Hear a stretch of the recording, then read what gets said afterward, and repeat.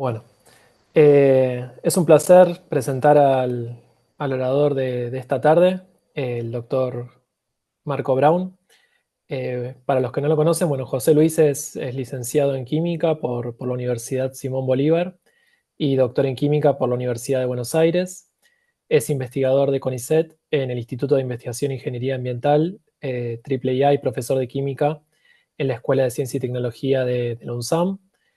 Se ha especializado en el diseño, desarrollo, síntesis, caracterización e implementación de materiales inorgánicos, naturales y sintéticos, modificados con hierro y aluminio, empleados en procesos de remoción de contaminantes como arsénico, uranio, cromo, plomo y sustancias orgánicas a través de mecanismos de adsorción, reducción, oxidación o coprecipitación. Ha sido director y participante en numerosos proyectos de investigación y también ha realizado colaboraciones con investigadores e investigadoras de Argentina, España, Inglaterra y Alemania.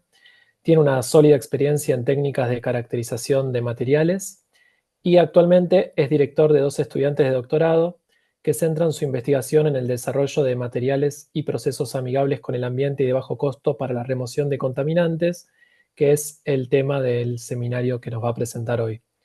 Así que, si estás listo, José. Bueno, muchas gracias, Mati, por la presentación. Eh, sí, ahí les comparto la pantalla.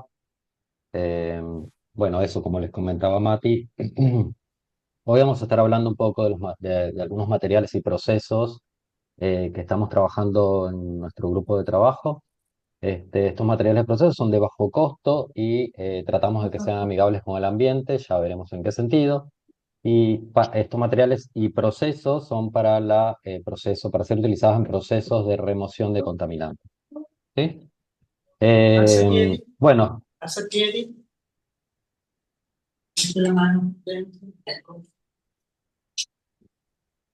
eh, parece que hay alguien hablando. Maru, ¿podés apagar el micrófono?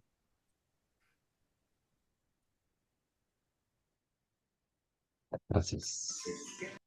Bueno, entonces, bueno, tenemos que empezar siempre hablando un poco de nuestro planeta, ¿no? Que es esta nave espacial en donde vivimos y que deberíamos de cuidar un poco más. Pero bueno, en ese no cuidado del planeta estamos viendo cómo la población mundial está creciendo exponencialmente y se esperan valores bastante altos para dentro de muy poco. Este, y eso ha causado y causa un montón de problemas, ¿no? Como por ejemplo la necesidad del extractivismo, es decir, el uso intensivo de estos recursos naturales, ya sea para bienestar tecnológico o para diferentes bienestares de nosotros, los seres humanos. Esto ha llevado a guerras económicas y guerras por recursos en varias partes del mundo, ¿sí? Lo cual ha causado migraciones forzadas. No solamente estas migraciones forzadas ocurren por este extractivismo o por estas guerras de recursos o económicas, sino por, bueno, ya sabemos, diferentes causas políticas también, o otro tipo de causas religiosas o lo que sea. Este, Esto nos ha llevado también, este crecimiento poblacional, nos ha llevado a incrementar el uso de energía, ¿sí? De diferentes tipos. Por suerte, en los últimos años estamos apuntando un poco a utilizar energías renovables, pero como ven en este gráfico, estamos muy lejanos de los valores que deberíamos de apuntar, digamos.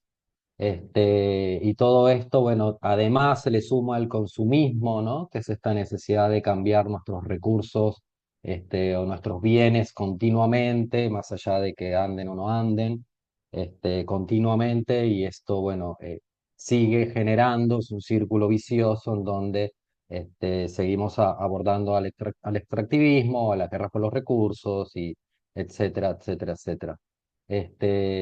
Algunas de estas cosas son causas del calentamiento global que estamos sufriendo actualmente, a pesar de que haya algunos gobiernos o personas que no entiendan, porque yo realmente creo que lo que pasa es que no entienden que existe este calentamiento global y al cual estamos que nosotros somos los causantes y somos eh, una de las especies que estamos en riesgo debido a este calentamiento global.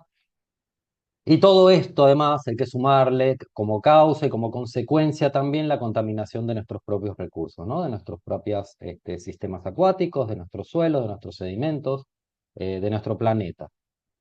Hacia ahí es donde nosotros queremos aportar un poquito, eh, haciendo un resumen muy breve de algunos contaminantes en Argentina. Bueno, en Argentina ha habido publicaciones que reportan la presencia de cromos en suelos, en sedimentos, en la cuenca Matanza-Riachuelo, en valores, desde valores chicos hasta valores bastante altos.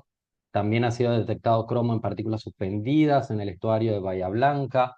El cromo, como todos sabemos, tiene un origen en actividades metalúrgicas, curtiembres y descargas industriales. Luego también hay estudios que han encontrado cromo no solamente en sedimentos, sino en aguas, en el arroyo Doblado Grande, acá en provincia de Buenos Aires.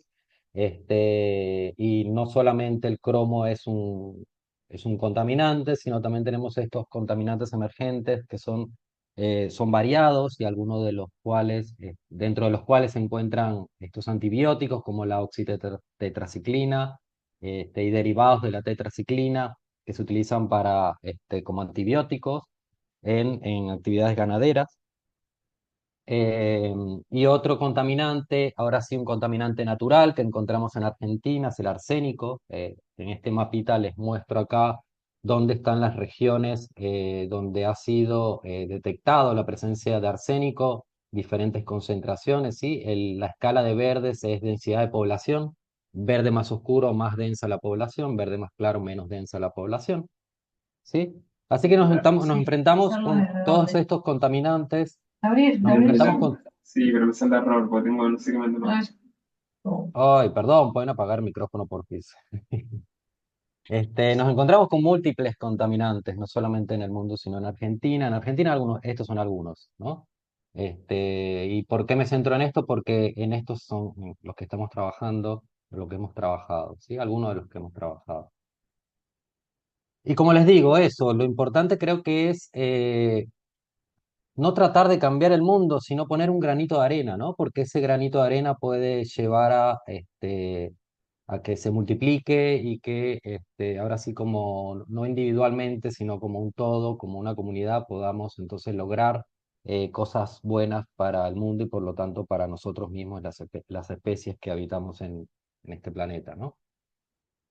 Bueno, ¿y nosotros qué estamos haciendo en nuestro grupo? En nuestro grupo tratamos de desarrollar estos procesos para tratamientos de aguas, ¿sí? Específicamente qué tipo de contaminantes. Bueno, hemos trabajado con colorantes, hemos trabajado con cromo, con uranio, hemos trabajado con arsénico también y con algunos compuestos orgánicos.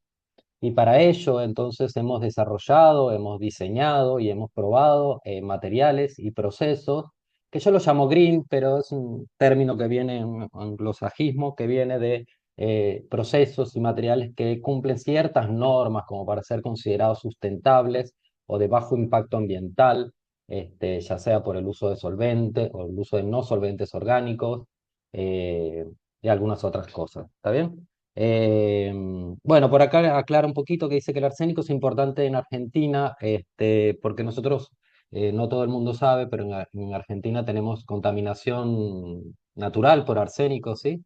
Este arsénico proviene de procesos geológicos y las aguas de napas, las aguas subterráneas que comúnmente se usan para consumo en Argentina, algunas están contaminadas con arsénico, diferentes niveles, ¿no? De contaminación. Bueno, ¿qué tienen en común nuestros materiales y nuestros procesos? Yo mi tesis doctoral la hice en arcillas, entonces me quedó, me gustó, funcionan bastante bien para diferentes cosas. Entonces nuestra propuesta es usar estas arcillas. Las arcillas no es más que un componente más este, de los tantos componentes que tiene el suelo, ¿sí? Estas arcillas, es un mineral. Hay minas de este mineral donde se puede extraer estas arcillas, con lo cual, y en Argentina tenemos varias de estas minas, varios de estos lugares donde podemos extraer estas arcillas, con lo cual es un recurso natural que es bastante económico, ¿sí? Y estas arcillas las podemos usar como absorbentes de contaminantes. Eso quiere decir que en presencia de contaminantes, los contaminantes de alguna manera se pegan, se absorben a estos minerales, ¿sí? Y esto es gracias a diferentes propiedades que tienen estas arcillas. Acá les muestro una estructura de una morillonita, que es un tipo de arcilla, que es justo con la que nosotros trabajamos, con alguna de las que hemos trabajado. Y esta arcilla está constituida por diferentes sheets, por diferentes láminas, ¿sí? Estas láminas están a su vez compuestas por cadenas tetraédricas, cuyos centros, que son los puntitos rojos, son átomos de silicio, seguido de una capa octaédrica, cuyos centros son básicamente átomos de aluminio, y todos los puntitos negros son oxígenos, y se vuelve a repetir la capa tetraédrica. Y luego la siguiente lámina, esta parte de abajo se revuelve a repetir. El silicio puede estar sustituido por aluminio, puede haber pequeñas sustituciones por aluminio, y el aluminio a su vez puede tener pequeñas sustituciones de hierro en diferentes estados de oxidación y por magnesio, por ejemplo. Y lo interesante de estos materiales es que en este espacio que tiene acá, este espacio espaciado, interlaminar, acá pueden entrar y salir diferentes cosas, pero diferentes cosas. Cationes, agua, de hecho estas arcillas se hinchan porque cuando absorben agua, cuando ingresa agua en esta intercapa se expande, entonces este material es como que se hincha, como una esponja, pero los procesos que ocurren no son de absorción como en una esponja, sino de adsorción, porque se pegan las cosas en la superficie. Entonces en esta intercapa podemos meter y sacar un montón de cosas, y eso puede ser bastante funcional para las cosas que nosotros querramos, ¿sí? Bueno, dentro de esta propiedad se encuentra el bajo costo, la abundancia, como les decía, en Argentina tenemos bastante este tipo de arcilla. Un gran área específica, eso quiere decir que esta área que está acá expuesta a procesos de absorción, es decir, a donde se peguen estos contaminantes, es bastante grande. Se puede pegar acá, se pueden pegar acá, se pueden incluso meter en este intercambio, en esta intercapa.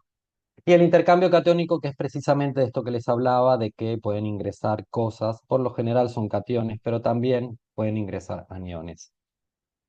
Y, bueno, algunas propiedades de estas arcillas, si nosotros estas arcillas las modificamos de alguna manera, ¿sí? Ya sea metiéndole cosas acá adentro o pegándole otras estructuras acá arriba en diferentes partes de la superficie de esta arcilla, ¿sí? Nosotros cambiamos estas propiedades. Entonces, al cambiar esas propiedades podemos crear o modificar sitios de absorción, que son estos lugares donde se pueden absorber los contaminantes, ¿sí? Podemos también crear sitios activos en procesos de reducción avanzada. Estos materiales son bastante inertes, pero podemos crear lugares o sitios o estructuras que sean reactivas a procesos de reducción avanzada, ¿sí? Y además pueden ser luego fácilmente separadas de un agua una vez que haya sido tratada, ¿sí? Entonces, para poder entender un poco cómo funcionan estas arcillas, vamos a hacer un breve repaso de algunos de nuestros estudios. Como les decía, esta arcilla que está acá tiene este lugar acá, este espacio interlaminar, y en este espacio interlaminar podemos meter cosas chiquitas como un átomo de sodio o una molécula de agua, o cosas mucho más grandes como una molécula orgánica, como esta que está acá, que es octadesiltrimetilamonio. Y dependiendo cómo entre, dependiendo de la cantidad de esta molécula que nosotros metamos en esa intercapa se va a hacer más grande o más chica. ¿Está bien? Y eso lo podemos determinar con difracción de rayos X. Este gráfico que les muestro acá es un gráfico de difracción de rayos X hecho con un equipo de SACS. ¿Sí? Este experimento lo hicimos en Brasil.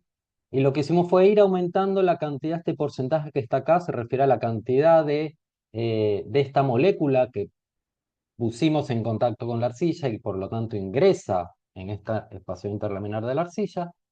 Y entonces lo que podemos ir viendo es, pudimos proponer, son diferentes formas en que puede ingresar esta molécula dependiendo del espaciado entre esas dos láminas, ¿no? De ese espaciado interlaminar. Entonces vemos que un espaciado chico de más o menos 1 nanómetro, tenemos que la molécula ingresa de esta manera, pero luego cuando se expande esto, la molécula podría estar ingresando de esta manera y así sucesivamente. Entonces, con estas metodologías nosotros podemos determinar de qué tamaño, qué tan grande es este espacio interlaminar y por lo tanto poder proponer estructuras de cómo se está cómo está ingresando estas cosas dentro de las arcillas, ¿sí? Un experimento muy lindo que hicimos fue, bueno, absorbamos cristal violeta, que es un colorante utilizado bastante en textilería, ¿sí? Absorbamos ese cristal violeta en arcilla y para eso, bueno, usamos una configuración, no voy a hablar mucho de esto, pero básicamente nos permite, es una configuración que nos permite eh, medir a través del uso de una luz de infrarrojo, ¿sí? Medir cuántas partículas o sí, cuántas partículas, cuántas moléculas de este colorante se va absorbiendo en un film de arcilla creado en esta cosa. Y tenemos gráficos como este, en donde a través del tiempo podemos ir midiendo, ¿sí? De cierta manera. Esto es un gráfico de FTIR, precisamente, IR. Cada uno de de estos picos nos indican ciertos grupos funcionales que absorben en ese intervalo de energía, ¿sí? Entonces lo que podemos ver es que en el tiempo va creciendo la absorbancia y por lo tanto la concentración de este colorante en la arcilla, ¿sí? Y bueno, como les decía, estos picos corresponden a diferentes grupos funcionales de esta molécula orgánica, ¿sí? Entonces podemos ver qué tipos, o mejor dicho, podemos ver cómo se está absorbiendo, a través de qué grupos funcionales se está absorbiendo esta molécula en la arcilla, y además, sabiendo cómo varía en el tiempo esto, podemos generar gráficos de cinética, ¿sí? De absorción de este contaminante. Acá lo que hicimos fue variar la concentración de contaminante inicial y luego esto modelarlo utilizando diferentes modelos cinéticos para entonces confirmar o determinar qué tipo de interacciones existen entre esta molécula orgánica y la superficie de la arcilla. En este tipo de experimento también hicimos SACs, por acá hay una imagen muy chiquita, pero también lo que vimos es que aun cuando aumentamos la concentración de este colorante en presencia de la arcilla, el colorante ingresaba de diferentes maneras, o sea, este espacio interlaminar aumentaba, ¿sí? Y luego, a partir de unos análisis que hicimos en Alemania, que es utilizar una gota para ver si la superficie es hidrofóbica o hidrofílica, y además hicimos, bueno, otro tipo de estudios. Pudimos entonces determinar de cierta manera que dependiendo de la concentración de colorante, ¿sí? Es decir, cuando nos movemos hacia el lado derecho, aumentamos la concentración de colorantes, vemos que el colorante entonces se absorbe e interacciona de diferente forma con la superficie de la arcilla. A bajas concentraciones el colorante entra en una monocapa. Luego cuando la concentración aumenta, este colorante, que es una molécula bastante plana, de hecho, ingresa en una forma de doble capa o en forma diagonal a las superficies internas de esta arcilla. Y cuando aumentamos aún más la concentración, vemos que acá adentro no pasa nada, no cambia la configuración, pero sí se absorbe mayor cantidad en la superficie. ¿Sí? En la superficie originalmente estas moléculas se absorben a través de esta carga positiva que tienen, ¿sí? Y cuando aumentamos la concentración, lo que vemos es que se crea una doble capa de estos colorantes, de estas moléculas de colorante en la superficie de la arcilla. Este, mm, lo cual esto, bueno, sí, parecería que es un estudio bastante básico, bastante técnico, pero esto nos puede servir a nosotros para entender cuáles son los tipos de procesos de interacción y de absorción que están ocurriendo con este tipo de materiales, con lo cual nos puede llevar a desarrollar de una forma más efectiva diferentes tipos de tratamiento para remediar, por ejemplo, aguas contaminadas con colorantes, ¿sí? En otro estudio también hicimos, esta vez lo que hicimos fue modificar estas arcillas con hierro, con óxidos de hierro, y evaluamos si estas arcillas funcionaban bien o no para la remoción de arsénico. Evaluamos diferentes cosas, evaluamos cómo absorbe, cambiando el pH de la solución, entonces vimos que a pH más ácido la absorción aumenta. Pudimos de vuelta estimar o proponer cuáles son los complejos superficiales que se forman entre, entre el arsénico, ¿sí? Entre los iones de arsénico y las superficies de la arcilla, usando también diferentes ensayos. Esto fue una colaboración con la doctora Eriel de la Facultad de Veterinaria. em, y luego también con una colaboración con el doctor, ay, perdón, acá me quedó doctora, es doctor Barraqué, que él trabajaba en el CEMIC, en La Plata, también él desarrolló unos materiales de estas arcillas modificadas, ahora no con óxidos de hierro, sí, mejor, con óxidos de hierro, pero con óxidos de hierro que son magnéticos, y para eso entonces hicimos ensayos de absorción o de remoción de arsénico, ¿sí? Y lo bueno de estos materiales es que pueden ser separados una vez utilizados para remover el arsénico, pueden ser separados utilizando un magneto, utilizando un imán, porque la generación de estas partículas magnéticas de hierro en la superficie de esta arcilla hace que este material ahora sea susceptible al magnetismo, entonces puede ser fácilmente separado utilizando un imán, una vez que ha sido utilizado para remover arsénico. Y otras cosas que hicimos también fue probar este material en diferentes ciclos y se mantuvo una buena este, capacidad de remover el arsénico después de 2 ciclos. Después ya a partir del tercer ciclo la concentración de arsénico que se obtenía superaba a la concentración de arsénico recomendada para agua potable, pero al menos para 2 ciclos funcionaba bastante bien, así que fue un comienzo interesante para el estudio de este tipo de materiales. Otro estudio que hicimos también con colaboración con la doctora Iriel fue, ahora en vez de modificar estas arcillas con óxido de hierro, lo que hicimos fue modificarlas con aluminio, y las probamos para remover arsénico, flúor, boro y vanadio. Ahora ustedes me dirán, bueno, ¿por qué esos 4 elementos?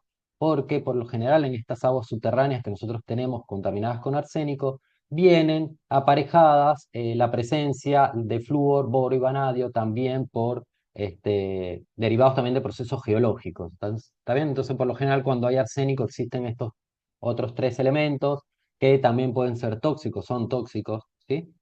Entonces, lo que hicimos fue desarrollar estos materiales, modificando estas arcillas con aluminio y probarlas para remediar estos elementos.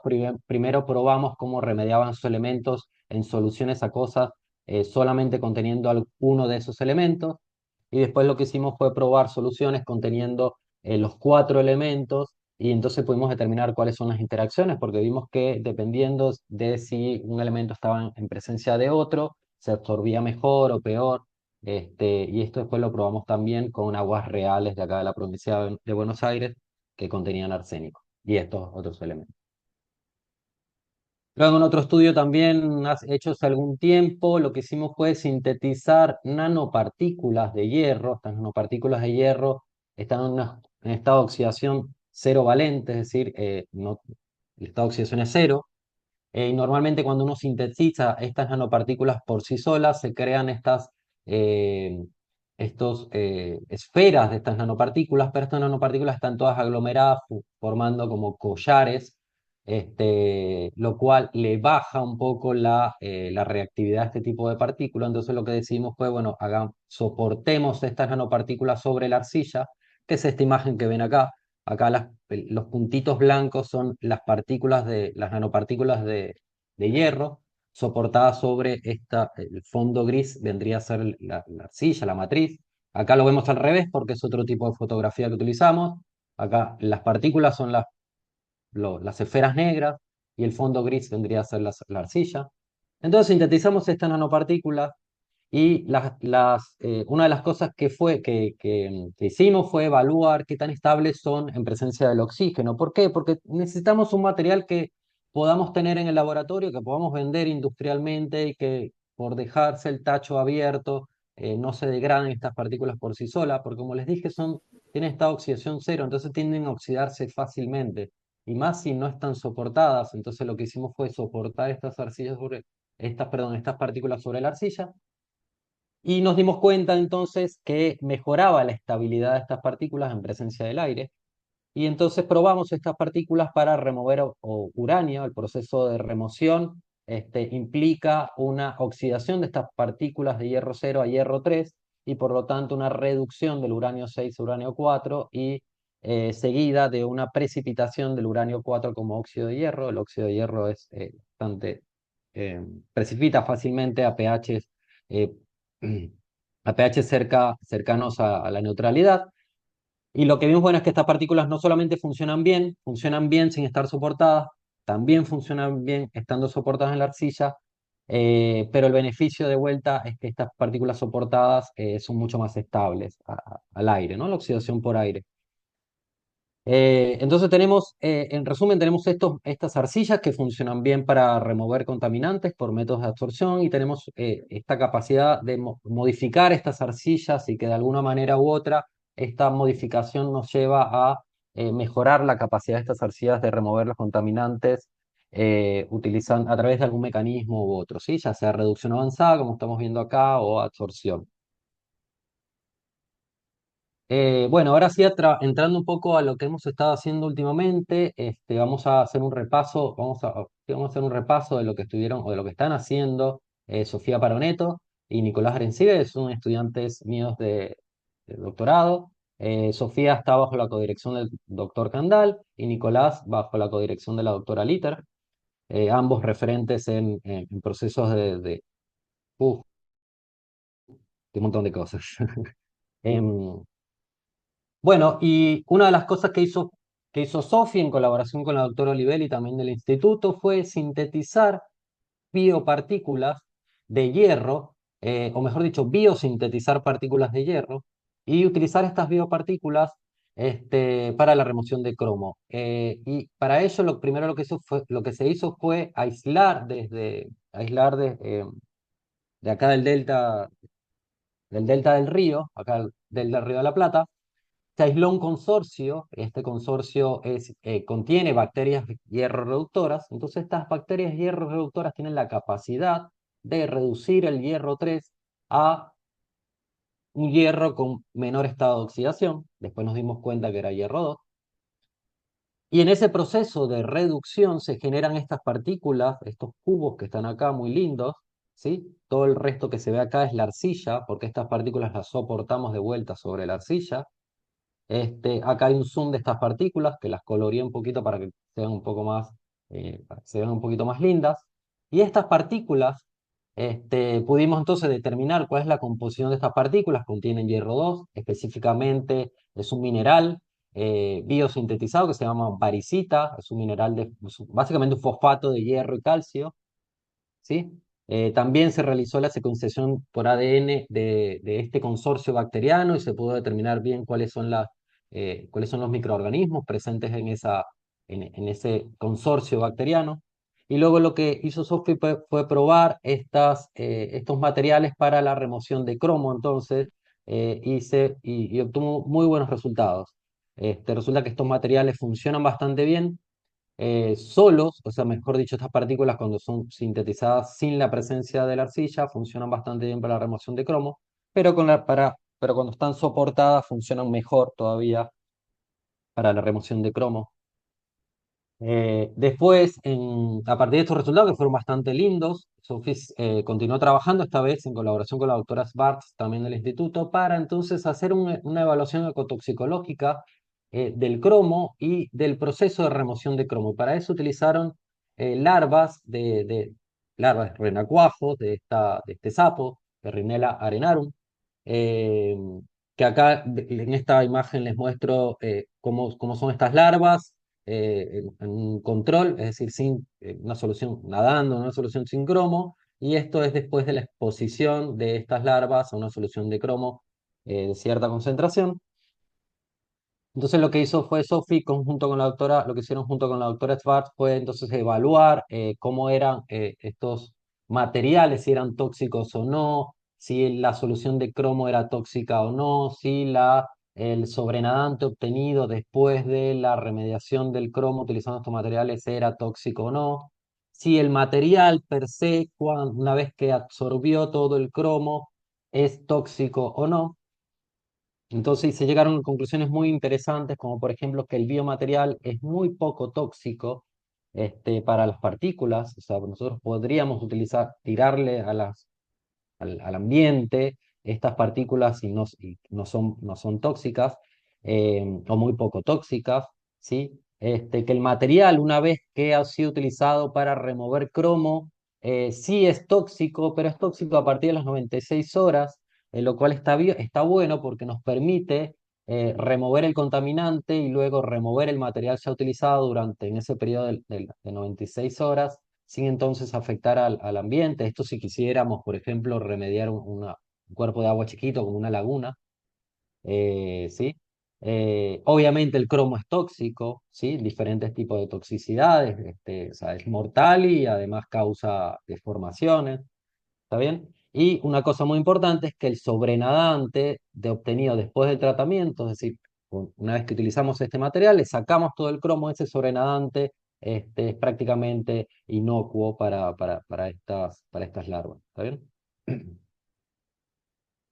Bueno, otro estudio que estuvo realizando Sofía, esta vez en colaboración con el doctor Undaveitia de Sevilla, fue utilizar estas nanopartículas con estado de oxidación cero que les comenté antes para la remoción de uranio. Bueno, pero esta vez para remover tetraciclinas y oxitetraciclinas, que son estos antibióticos que se usan en la ganadería. Bueno, entonces la idea es remover estos antibióticos usando estos materiales. Y acá estas líneas no representan nada, estas líneas roja, verde, solamente es para que ustedes vean mejor los puntos, ¿sí? Como una cuestión visual. Entonces, lo que hizo fue evaluar, entonces, ver cómo se comportaban estas partículas soportadas sobre arcilla y sin soportar sobre la arcilla para remover tetraciclina, ¿sí? Comparado también con la arcilla sola, que obviamente es un golazo usar la arcilla sola porque es mucho más económica. Y bueno, los resultados son bastante prometedores también. Se obtuvieron muy buenos porcentajes de degradación de este fármaco. Y también, Sofi no solamente hizo tetraciclina, sino también tetraciclina, pero en mezclas de oxitetraciclina y tetraciclina. También hizo el seguimiento de oxitetraciclina, no, ahora no se los voy a mostrar. Pero vemos que también en mezclas de estas diferentes tetraciclinas, la remoción es bastante buena, ¿sí? Y luego también lo que hizo fue Sophie fue evaluar cómo eran cómo era la toxicidad de estos diferentes materiales eh, antes y después de la remoción de estos contaminantes, ¿sí? Entonces, el contaminante per se tiene una toxicidad bastante alta, las nanopartículas tienen una toxicidad bastante alta también, que sería la bandita naranja, pero los materiales, una vez, mejor dicho, los sobrenadantes, el líquido, una vez ya tratado con estos materiales que originalmente tenían tetraciclinas o mezcla, vemos que la toxicidad baja bastante. Esta toxicidad la estimó Sophie, o la determinó Sophie utilizando esta bacteria, que es una bacteria fecal comúnmente utilizada para este tipo de ensayo. Bueno, continuando con esto que estamos haciendo actualmente, Nicolás, que es el otro tesista de doctorado. Él está trabajando ahora no con partículas, sino con procesos que sean ambientalmente amigables, que sean económicos para remover contaminantes. Y en una primera etapa lo que hizo fue obtener, o mejor dicho, desarrollar una metodología para para extraer polifenoles a partir de yerba mate. Yerba mate, bueno, todos sabemos lo que es la yerba mate, es una infusión que consumimos bastante acá en Argentina. Y esta infusión, además de contener un montón de otras cosas, contienen estos polifenoles, que son moléculas con con un alto potencial de reducir sustancias, ¿sí? Son antioxidantes, los conocemos como antioxidantes. Entonces, Nicolás lo que hizo fue desarrollar una metodología para obtener estos polifenoles, extraer estos polifenoles a partir de yerba mate, haciendo infusiones, básicamente como las que nosotros tomamos comúnmente todos los días, pero variando ciertos parámetros como temperatura, como cantidad de yerba mate en función del agua que se le está poniendo, aplicando no ultrasonido. Y para eso, cuando uno tiene muchas variables que evaluar, es bastante eficiente utilizar una herramienta que se llama metodologías de superficie de respuesta, que nos permite, este tipo de herramientas, evaluar diferentes parámetros en simultáneos para obtener la respuesta que a nosotros nos interesa, que es la respuesta de interés. Entonces, la respuesta de interés nuestra es la cantidad de polifenoles y las variables son esas, son el pH, la cantidad de hierba en función del agua que estamos utilizando, ¿sí? Las variables son estas, temperatura. No, perdón, acá no usamos pH. Acá variamos temperatura, la relación, es decir, la cantidad de hierba que pusimos en función del agua y el tiempo de ultrasonicado, ¿sí? Y se obtienen este tipo de superficies en donde acá les mostramos la cantidad, esto es básicamente cantidad de polifenoles que contiene la yerba, ¿sí? Acá abajo la relación yerba mate-agua y la temperatura. Entonces, las condiciones óptimas que nosotros pudimos obtener que obtuvo Nico, mejor dicho, para extraer polifenoles fueron estas: 90 grados, 120 gramos de yerba por litro de agua y una soricada a 5 minutos. ¿Qué tiene de bueno esto? Que estamos, aparte no les dije, pero estamos obteniendo una cantidad de polifenoles extravagante que no ha sido, que no ha sido reportado con ninguna otra metodología tan amable con el ambiente como esta metodología. ¿Por qué? Porque muchas veces se utilizan para extraer polifenoles de este tipo de materiales orgánicos, solventes orgánicos como etanol o algún otro solvente orgánico, condiciones de temperatura un poco más extremas o de presión. Nosotros trabajando a una temperatura bastante suave, como 90 grados centígrados, un sonicado de 5 minutos, que no es nada, el consumo energético de esto es bastante chico, y usando como solvente solamente agua, pudimos entonces obtener una cantidad de polifenoles bastante importante. ¿Y esto por qué es importante? ¿Cuál es la relevancia de esto?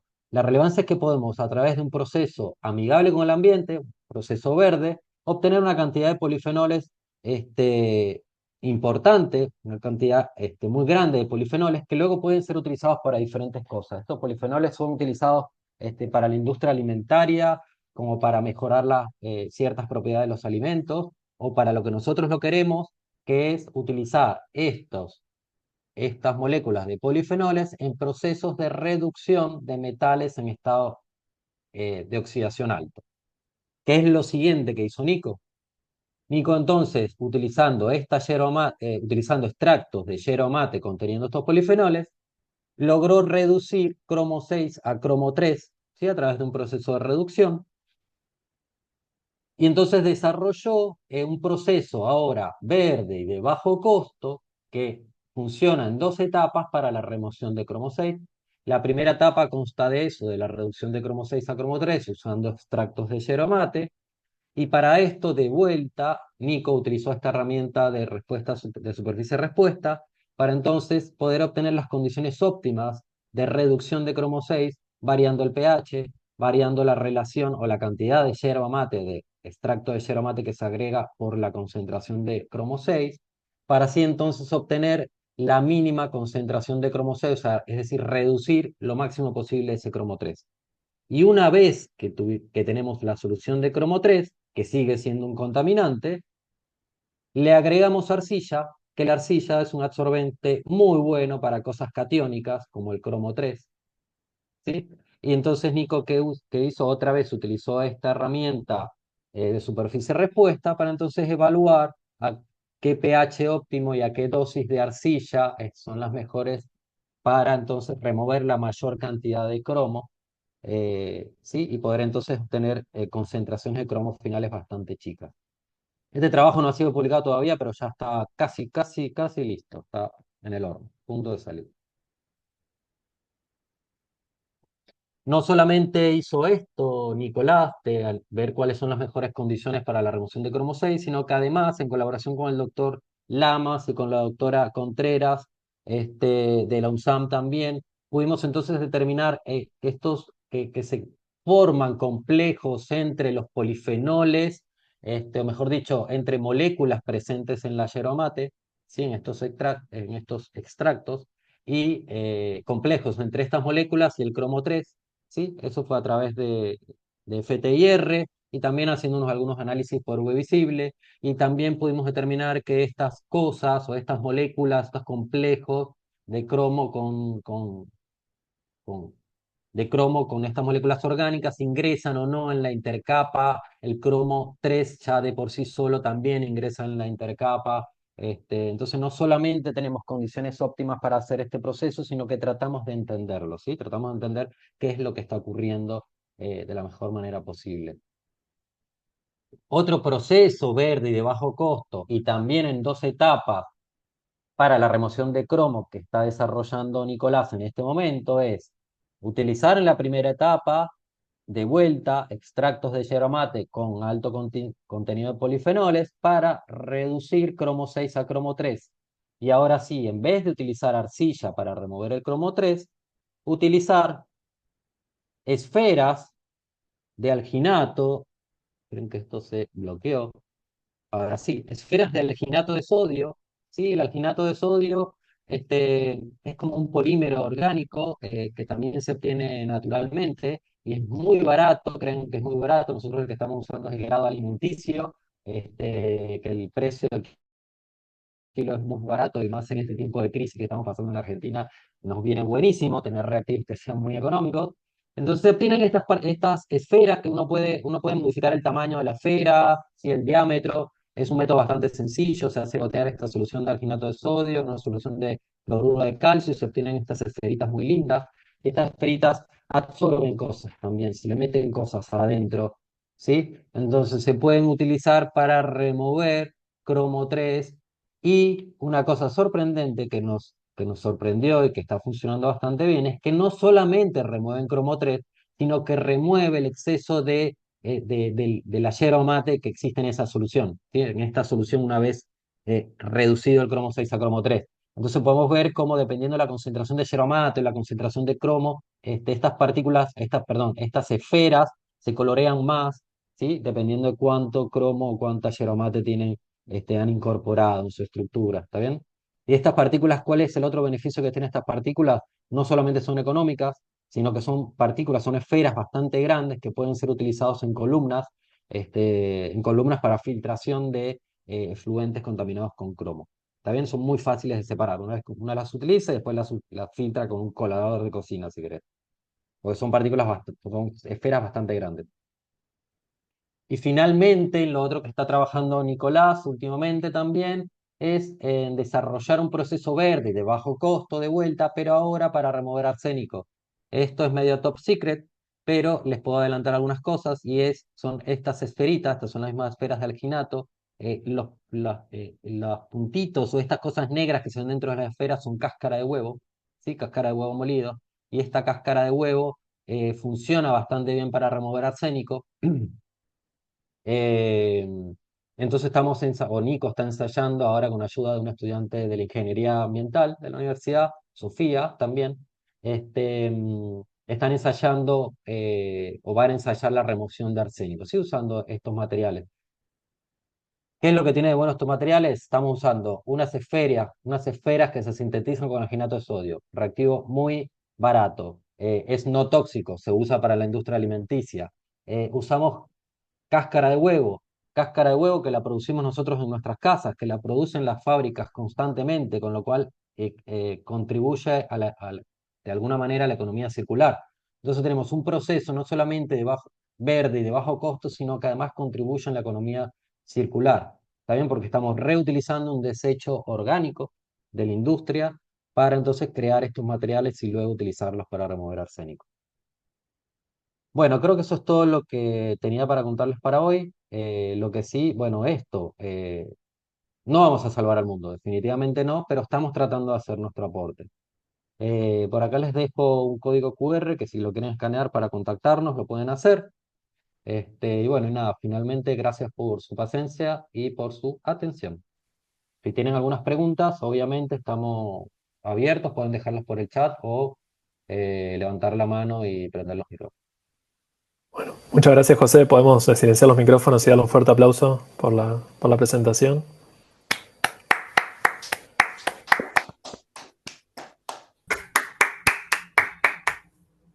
Bueno, muy buena, muy interesante. Acá ya estoy viendo algunas preguntas en el chat. También pueden levantar las manos si quieren hacerla oralmente.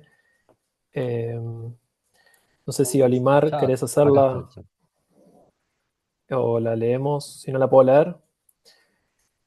Pregunta, ¿cómo se usa la arcilla en práctica para remover los contaminantes?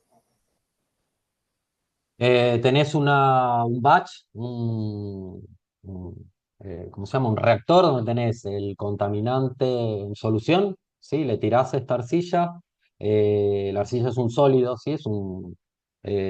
¿Vieron las piedritas de los gatos que se usan para que hagan sus necesidades? Bueno, son esos materiales.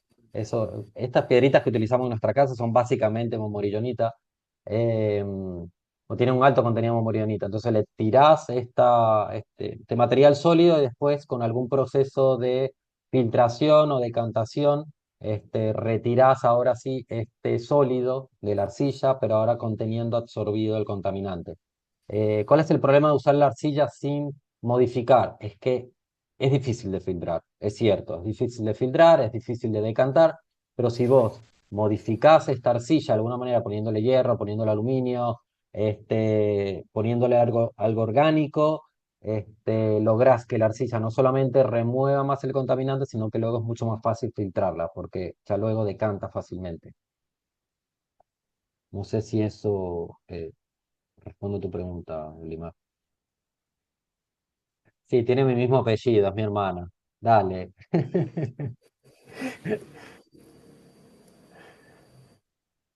Gracias por estar ahí. Ahí respondió, gracias. Bueno, José, yo tenía una pregunta de curiosidad. Eh, con esto que comentaste, lo último de las esferas de alginato, Sí. ¿hay alguna posibilidad, digamos, después de redisolver ese alginato y de alguna manera intentar reutilizarlos o no tiene mucho sentido y eso iría más a un desecho? No sería factible la reutilización del material. Sí, posiblemente. A ver, estoy tratando de volver. Ahí va. Con el arsénico no se me ocurre alguna función para algo que se pueda reutilizar. Así que esto iría directamente como un desecho a tratar.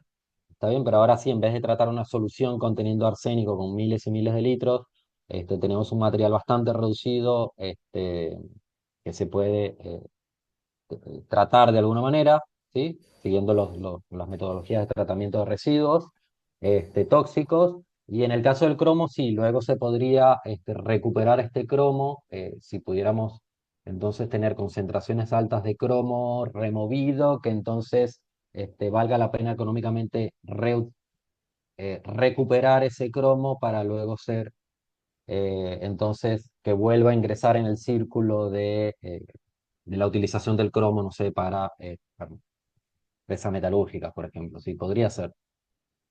Muy buena Ok. pregunta, Mati. Tenemos acá otra pregunta. No sé, Sofía, si querés hacerla en voz alta, si no la leemos, bueno, dice Sí, sí, sí, la hago en voz perfecto. alta. Ay, perdón, pongo Dale. la cara.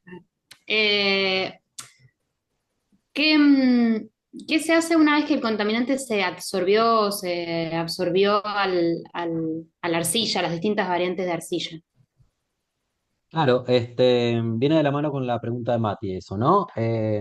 Todo depende que cuál sea el contaminante, si luego tiene si luego puede ser reutilizado. Por ejemplo, si es cromo, vos puedes después extraer ese contaminante de ese sólido, ¿sí? De alguna manera. Algo de eso hemos trabajado también con algo de eso, pero no se los mostré, no había tiempo para mostrarles todo. Así que sí, si es un contaminante que es de interés como el cromo, por ejemplo, o como el uranio, se puede de alguna manera cambiando el pH, o sea, suspendiendo este material en una solución de algún pH distinto o con algún surfactante o aumentando la fuerza iónica de la solución donde se está suspendiendo, se puede llegar a extraer de vuelta este, este contaminante, siempre y cuando sea de interés, siempre y cuando sea de interés económico, porque lamentablemente o no, la sociedad la mueve el dinero, ¿no? Pero luego si ya son contaminantes como, bueno, no sé, tenés un contaminante orgánico, como removiste un colorante, y el proceso de recuperación de ese contaminante es mucho más caro que utilizar un colorante, comprar el colorante nuevo y, mira, ni siquiera vale la pena estudiar cómo hacer ese proceso, Sí, eso lo eh, entiendo, porque pero en nadie lo caso de, va. perdón, eso es una parte, claro, si es de interés económico, social, recuperar esa sustancia, pero me refería más también a que, bueno, ahora es un contaminante en una materia sólida. Dentro de la Exactamente. tecnología Ahora, que se va diseñando, ¿cuáles son las posibilidades de, bueno, que ya es disposición de un sólido peligroso, bueno, que un claro, poco a de lo que eso, a pasa? eso, a eso iba, a eso iba. Sí, cuando vos tenés ya este contaminante que ponele que no te interesa recuperarlo, lo tenés absorbido, pegado en este sólido. Bueno, primero tiene el beneficio que estás tratando un agua remediada, que son miles y miles de litros. Ahora este contaminante lo tenés en un sólido que ocupa un volumen mucho más chico. Con lo cual luego va a ser más económico tratar o disponer de ese sólido. ¿Cómo se puede disponer? Se puede disponer como un residuo tóxico. Eso va a depender de la empresa que se encargue de eso. Hay algunos estudios que han tratado de utilizar estas arcillas conteniendo estos contaminantes para meterlos en ladrillos para la construcción de casas. Entonces, ahí hay que evaluar un montón de cosas, porque ese ladrillo va a estar expuesto a agua, a humedad, a diferentes pH, lluvia ácida, con lo cual ese contaminante que está absorbido en ese material que supuestamente está contenido en un ladrillo, ese contaminante puede salir de vuelta y contaminarte tu casa, por ejemplo. ¿Está bien? Entonces, son estudios que se hacen, sí, que son muy importantes, por supuesto ver luego qué se hace con ese contaminante. Si se trata como un residuo tóxico, bueno, ya se verá luego si se quema nada más, si es alginato de sodio, conteniendo el contaminante, o si y después esas cenizas se tratan de vuelta, o si está absorbido en una arcilla, si eso directamente se dispone como un residuo tóxico a través de las diferentes metodologías que se utilizan actualmente utilizan las industrias, pues, digamos, Bueno, para muchas disponer de estos gracias. residuos tóxicos. No, de nada, espero haberte podido haber sido claro, o haberte ayudado con la respuesta, Sofía.